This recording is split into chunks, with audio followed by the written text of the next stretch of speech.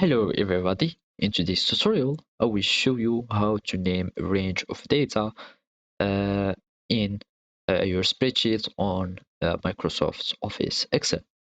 So first, open your Microsoft Excel spreadsheet and follow these simple steps.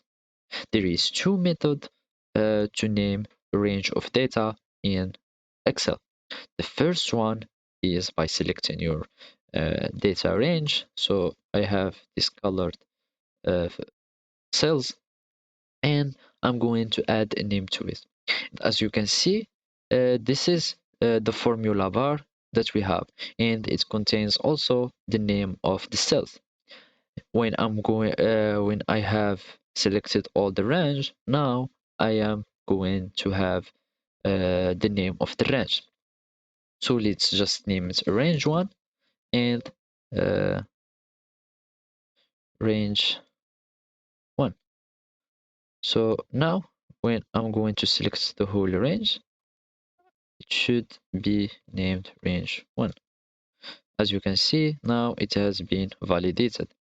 So now I am CD8. Now I am going to see range 1.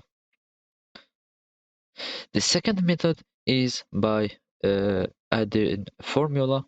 So we are going to select our second range here and we will head to formula tab.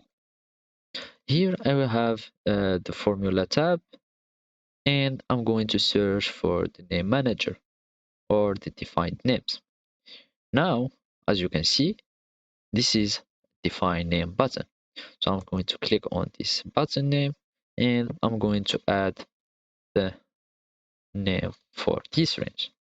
So I'm going to have the, the name should not have spaces. So I'm going to just click OK. And as you can see, I have my range changed the name successfully. So basically, this is how we do it in Excel. Thank you for watching and goodbye.